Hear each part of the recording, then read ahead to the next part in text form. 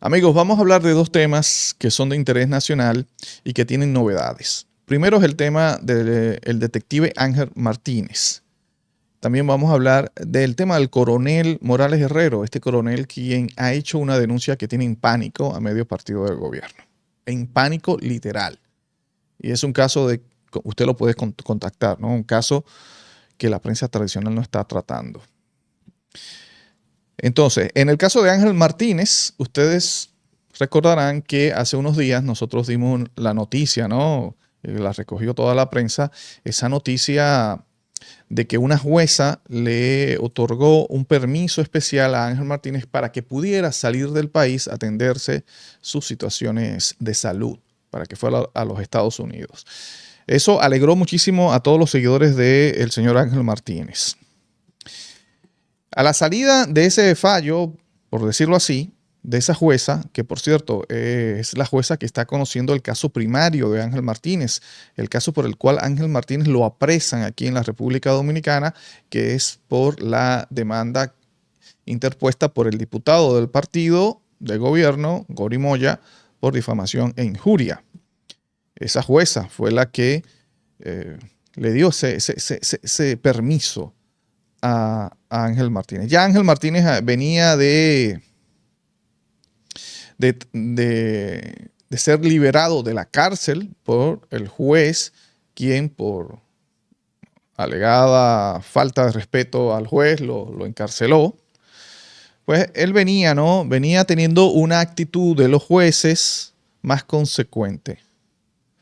Y es allí cuando sus abogados les recomiendan al señor Ángel Martínez, luego de este permiso especial que le da esta jueza, les recomiendan: señor, deje de estar dando declaraciones públicas, porque está muy claro que el señor Ángel Martínez, una vez tiene una cámara encendida, que tiene la oportunidad de hablarle a la gente, pues su forma espontánea de decir las cosas, parece que el señor no se guarda nada, y allí dice cosas que son usadas después en su contra y que le han afectado bastante en este proceso. Entonces el consejo de la batería de abogados de Ángel Martínez, donde se encuentra Tomás, nada más y nada menos que el señor Tomás Castro, pues le dan ese consejo, ¿no? Porque se tenía la esperanza de que esa decisión de esa jueza afectase a la consideración de los otros jueces que están conociendo los otros casos del señor Ángel Martínez.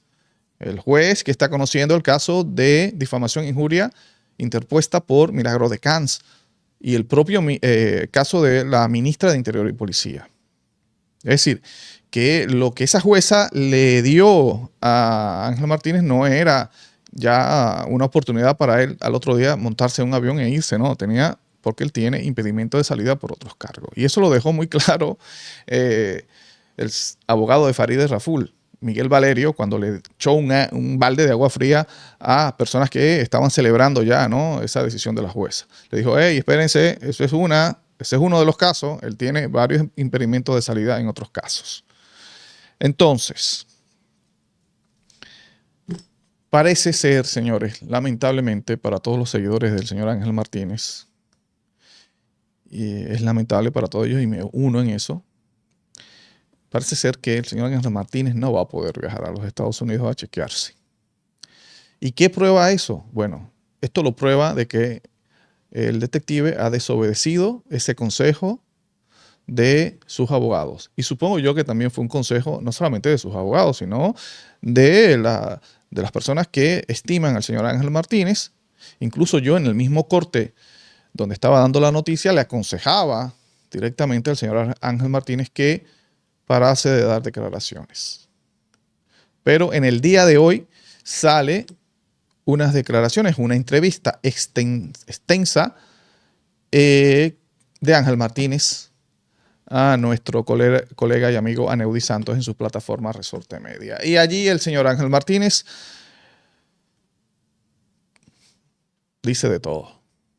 Y lo que muestra esto, que aparentemente ese permiso de viajar a los Estados Unidos no le va a ser concedido por los demás jueces.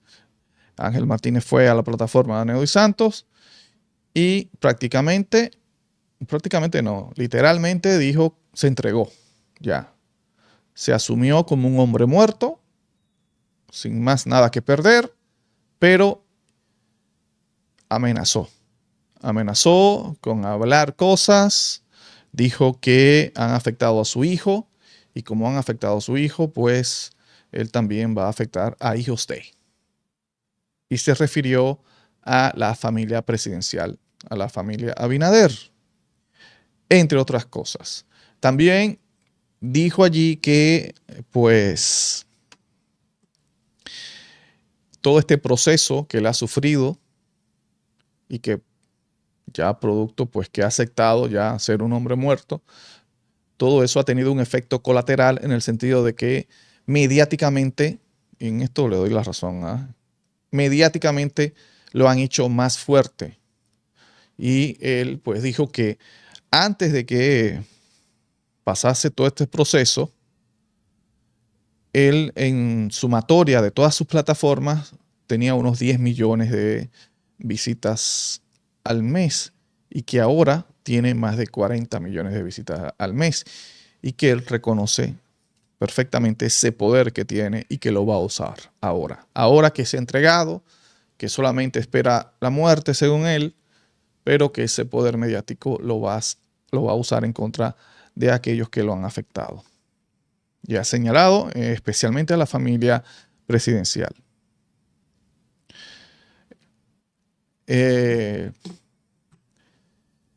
Hay que ver y esperar las declaraciones. Estamos tratando de contactar a algunos de sus abogados. Recuerden que también el general Percival es uno de sus abogados, aunque sabemos que el general Percival dentro de los abogados es el más también como combativo, va más orientado a ese pensamiento de Ángel Martínez de ser más ofensivo, ¿no? Y ha hecho responsable al presidente de la República de cualquier cosa que le pasen, porque hay que estar consciente de que no solamente el gobierno se puede considerar como un enemigo de Ángel Martínez, y lo vemos en el sentido de que prácticamente son los funcionarios del gobierno o exfuncionarios del gobierno que están ahora mismo enfrancados en la lucha contra Ángel Martínez en los tribunales. Y esto uno podría decir, bueno, él es el gobierno, ¿no? Todo el gobierno que le cae a Ángel Martínez, pero y uno lo puede identificar como el enemigo de Ángel Martínez, pero no es el único enemigo de Ángel Martínez. Recuerden que Ángel Martínez tiene enemigos en el crimen organizado, y esos sí son peligrosos. Y si hay un momento más idóneo para hacerle daño al señor Ángel Martínez de parte del crimen organizado, es este. Es este momento. Cualquiera de esos enemigos de Ángel Martínez, que lo tiene dentro del narcotráfico, pudiera decidir hacer cualquier cosa. Y la opinión pública va a pensar inmediatamente en los que están visibles allí, en los enemigos visibles, porque sabemos que tiene enemigos en el crimen organizado, pero ¿hay una cara? No, no hay una cara.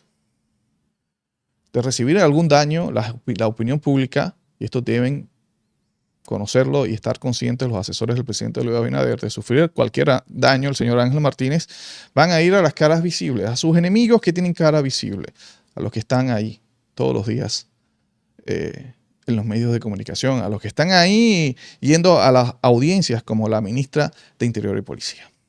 Entonces, debe ser el presidente Luis Abinader uno de los más preocupados por la integridad física de Ángel Martínez.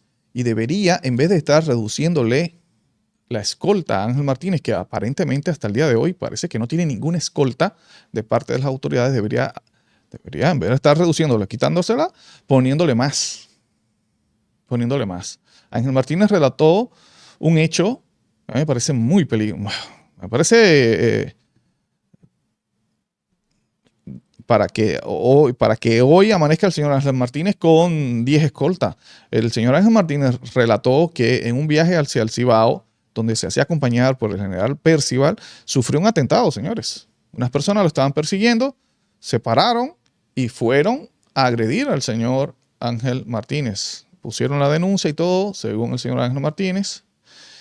Pero eso te demuestra a ti que él está solo sin escolta. Cuando lo arrestaron en los primeros días, ese señor andaba con escolta. Yo recuerdo que llegó aquí a la plataforma cuando lo entrevistamos, muy pocos días después de su apresamiento, tenía una cantidad de escoltas. Llegó aquí con muchísima gente escoltándole, muchísimos vehículos allá afuera.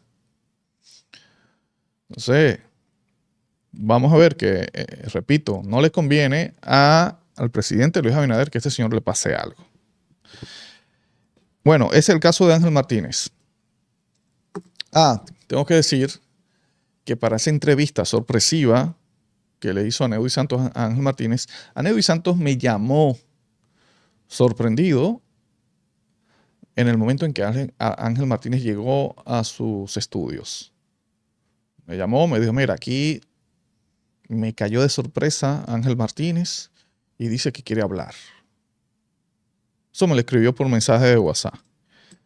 Y quise decir esto porque, entendiendo lo que trataron de hacer conmigo, de el invento aquel de una red de extorsionadores donde la cabeza era Ángel Martínez, que por cierto, eso no le han podido, no es que no le han podido probar eso al señor Ángel Martínez, es que eso no se está ni siquiera tratando los tribunales, el asunto de extorsión.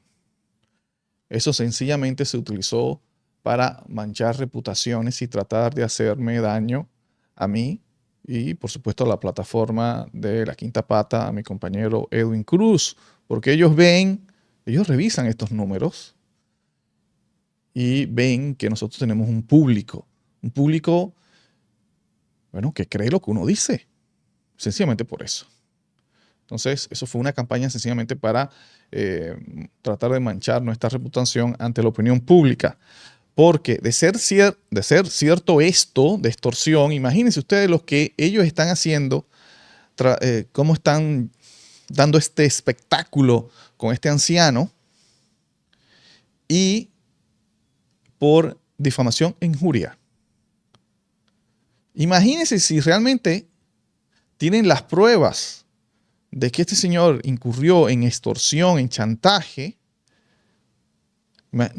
ya no estuviera este señor tras las rejas hace años.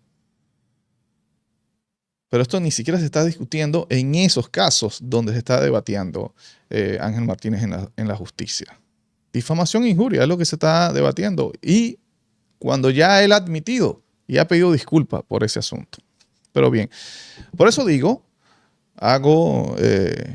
les cuento ese mensaje que recibí de Aneudi Santos, sorprendido, porque fue una visita que no buscó a Aneudi Santos porque Ángel Martínez, como dije al principio, estaba retirado de dar declaraciones a los medios, esperando, ¿no?, de que los otros jueces pues le dieran también el permiso para ir a los Estados Unidos, pero parece que eso se dio cuenta que no se pudo y ya el hombre se entregó.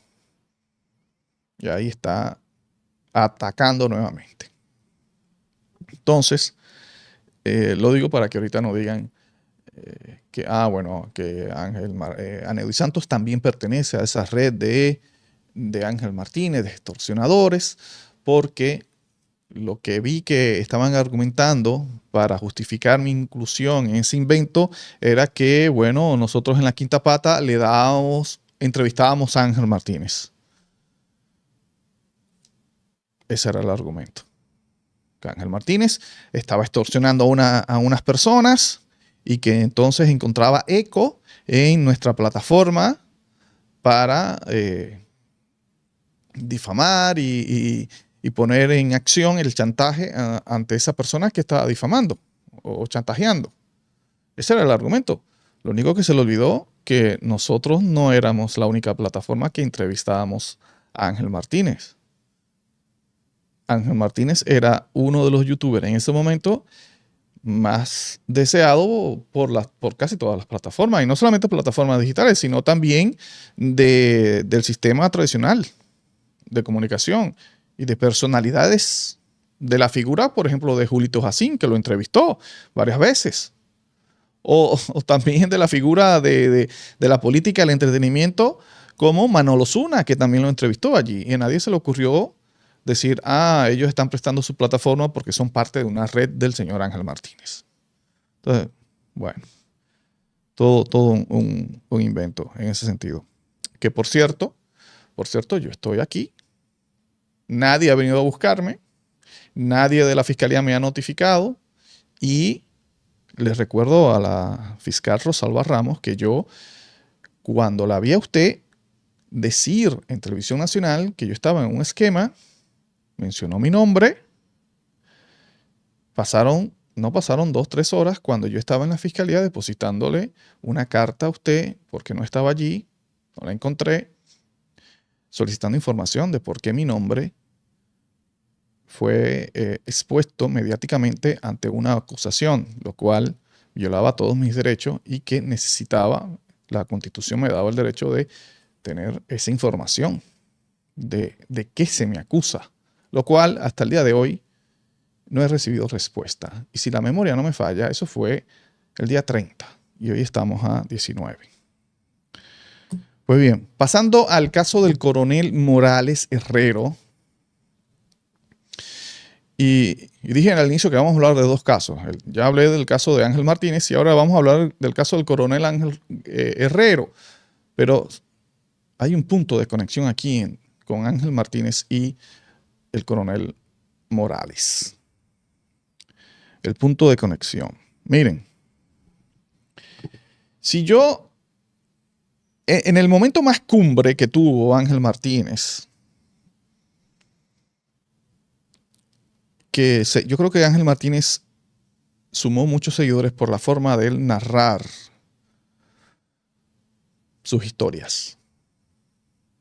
Era prácticamente como ver una serie de Netflix cuando este señor empezaba a narrar todos estos datos.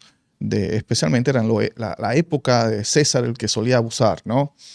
Y como este señor empezaba a narrar detalles que uno decía, pero wow, ¿cómo sabe? ¿Cómo sabe ese nivel de detalle? Parece como que hubiese estado allí en ese momento, ¿no?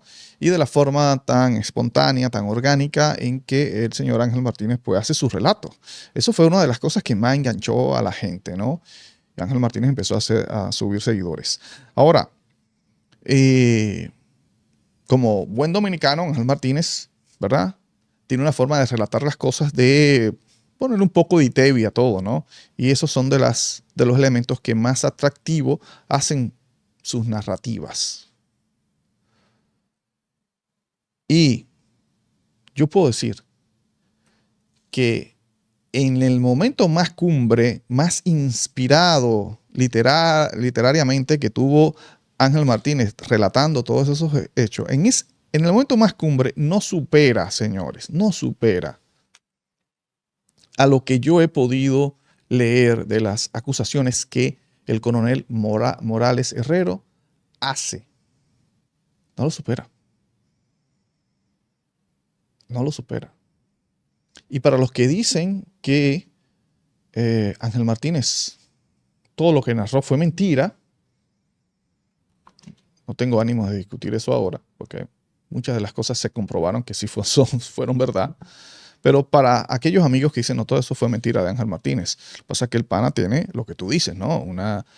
Un talento para narrar fantasías. Pero en el caso que fuese así, todo mentira, todo ficción de Ángel Martínez, le voy a decir algo. La realidad nunca es superada por la ficción. Porque lo que yo leí en algunos de los relatos que el coronel Morales Herrero hace, yo digo, bueno, no salen, o sea, tú le haces una película y la gente va a decir, eso solamente pasa en películas, eso no puede pasar en la realidad. Pero sí. A diferencia de los relatos que el señor Ángel Martínez hacía como verídico, y que yo repito, muchas de esas cosas, pues,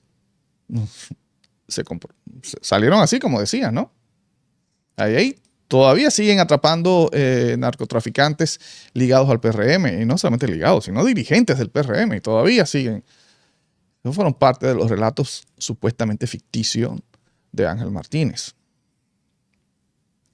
Entonces, por ejemplo, miren, si yo empiezo a hacer un relato, como que, vamos a ver, en el año 2016 se atrapó a un individuo de apellido Saviñón y de alias El Calvo, que estaba identificado como uno de los cabecillas de un cartel que fue bautizado como el Cartel del Malecón, cuyo líder era un venezolano que tenía ¿verdad?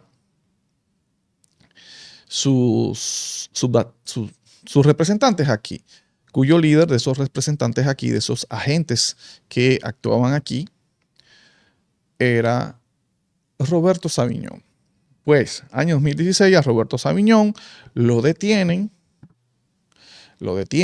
y quien lo detiene, la DNCD, en la persona del capitán de navío Cabrera Ulloa. Capitán de navío Cabrera Ulloa detiene a Roberto Saviñón en el año 2016. Pero Roberto Saviñón se le escapa de las puertas de la DNCD. Bien, en el año 2018 cae totalmente el cartel del Malecón porque su líder, el venezolano, es atrapado, y es atrapado creo que en Colombia, y es extraditado a Venezuela. Y empieza a hablar y da todos los nombres de los involucrados aquí en la República Dominicana, y se empieza un proceso donde muchos están cumpliendo condena, otros hicieron acuerdos y otros fueron descartados por falta de prueba. Dentro de los que fueron descartados por falta de prueba, tenemos uno de ellos que hoy en día es senador de la República por parte del partido de gobierno. Bien, estamos en el 2018. Roberto Saviñón está prófugo desde el 16, que se le escapó de las manos a la DNCD. Se le escapó de las manos al que en ese momento dentro de la DNCD dirigía el centro de información, que era el capitán de navío de ese entonces, Cabrera Ulloa, quien es hoy en día el director de la DNCD. Pues bien, pero en el 2018 se acabó el cartel del Malecón, pero quedó prófugo Roberto Saviñón. ¿Dónde entra Morales Herrero en esto? Bueno, que Morales Herrero es en el año 2020, junto con Cabrera Ulloa, forman parte de este gobierno y son nombrados respectivamente uno como el director de la DNCD, el señor Cabrera Ulloa, y el coronel Morales Herrero es nombrado como el director del Centro de Información de la DNCD. Director del Centro de Información de la DNCD, eso tiene otro, el nombre sigue porque las siglas son el CICC. Tiene que ver, tiene Centro de Información y Coordinación Conjunta de la DNCD. Eso es el equivalente al director de Asuntos Internos de esa institución. Es el que está pendiente, ¿no?, de que los propios agentes de la DNCD pues no incurran en malas prácticas, por ejemplo, por decir algo.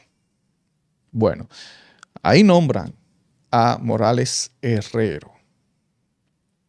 Entonces, en diciembre, año 2021, y como cosas del mundo de las casualidades, el coronel Morales Herrero, siendo ahora el director del Centro de Información de la DNCD, captura a Roberto Saviñón porque el coronel estaba dando seguimiento a una operación y casualmente ahí estaba involucrado ese prófugo, Roberto Saviñón, ese prófugo del cartel del Malecón.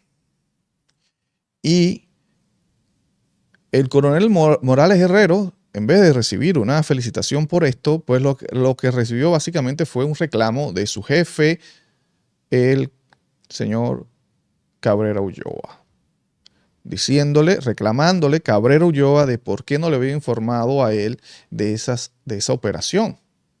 A lo cual Morales Herrero pues le leía el procedimiento. Y el procedimiento era que ellos encontraron ese caso abierto. Será un caso que lo habían encontrado abierto y que por ende aparentemente no era un caso como nuevo, ¿no? Y que por eso el protocolo pues no le exigía pues informarle. Bien. Eso parece que trajo un disgusto a el señor Cabrera Ulloa. Pero, ¿qué resulta, señores? Yo voy a dejar el cuento hasta allí. Y esto es lo más fantástico. Es que Roberto Saviñón, aquel que según Morales Herrero se le había fugado de las manos al que hoy es director de la DNCD, el señor Cabrera Ulloa, no aparece preso en ningún lado. No aparece. O sea, no está preso. O sea, ¿dónde está? Se escapó otra vez. Nadie sabe dónde está ese señor. Y el coronel Morales Herrero dice él que él lo atrapó mediante un operativo.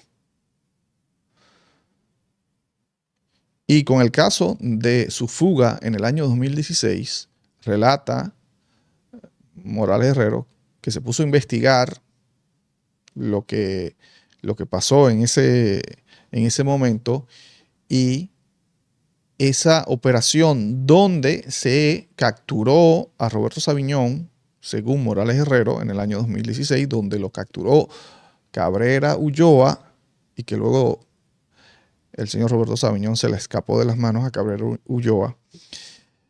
Morales Herrero dice que eso no lo recogió la prensa porque no se hizo una nota de prensa con ese operativo, con ese apresamiento, ni mucho menos con esa fuga, que no se reportó nada de eso. Es decir, entonces hoy usted busca y lee Roberto Saviñón, integrante del Malecón, del cartel del Malecón, cuál fue su destino, cuál fue su historia, pues no va a aparecer que lo detuvieron nunca, sencillamente aparece como prófugo. Entonces, estaríamos aquí ante un relato donde un narcotraficante, o supuesto narcotraficante, pues es apresado 2 veces y 2 veces es fugado. Morales Herrero, ahí es donde hace una de las acusaciones más graves, porque él dice que tiene informe de que hubo, por lo menos en el año 2016, un soborno que ascendía a $350,000 para dejar escapar a este señor. Entonces yo me imagino, de ser todo esto cierto, si en el año 2016 Roberto Saviñón pagó $350,000 para escapársele de las manos a Ulloa en la DNCD, imagínense, bueno, no era Ulloa el director de la DNCD en ese entonces. Pues si ahora, según Morales Herrero, lo atrapa, él mismo Morales Herrero, lo atrapa en el año 2021 y de repente no se sabe dónde está ese señor, ¿cuánto no habrá pagado de soborno? Repito, en caso de ser esto cierto, ¿cuánto no habrá pagado de soborno? Con toda la inflación, no solamente la inflación, ¿no?, que también afecta a este mundo del crimen organizado, sino también de que no es lo mismo, ¿no? Si no pudiste, en el 2016 pudiste sobornar al director del centro de información, pero si en el 21 te atrapa otro director del centro de información y a este no lo pudiste sobornar, pues al que sobornó para que lo pudieran dejar escapar, pues seguramente tuvo que pagarle mucho más. Entonces, fíjense, todo lo que estoy diciendo parece una ficción mal contada, mal guionizada, una mentira. Sin embargo, ese coronel Morales Herrero se está jugando la vida con esto, diciendo esto es cierto y aquí están las pruebas a la Procuraduría General de la República. Y eso es uno de los relatos que, repito, ninguno de los relatos del señor Ángel Martínez en su mejor época literaria lo supera. Porque no he hablado del director de la DNI, Luis Soto. No he hablado que también dentro de las acusaciones tiene su parte. Es decir, nunca escuché a Ángel Martínez decir unos relatos como estos, acusando directamente a el director de la DNCD, el jefe de la policía o el director de la DNI. Y fue famoso, Ángel Martínez se hizo famoso. La oposición aprovechó todos estos relatos de Ángel Martínez, la oposición que es gobierno hoy en día, y promocionó todos los relatos de Ángel Martínez y se hizo eco de muchas de las denuncias de Ángel Martínez. Recuerden el caso de César. Pero fíjense el contraste. Ahora la oposición, y hablo de Fuerza del Pueblo o el PLD, coño, ¿por qué no se hacen eco de esto? No es el detective Ángel Martínez desde una oficina en Miami que está hablando todo esto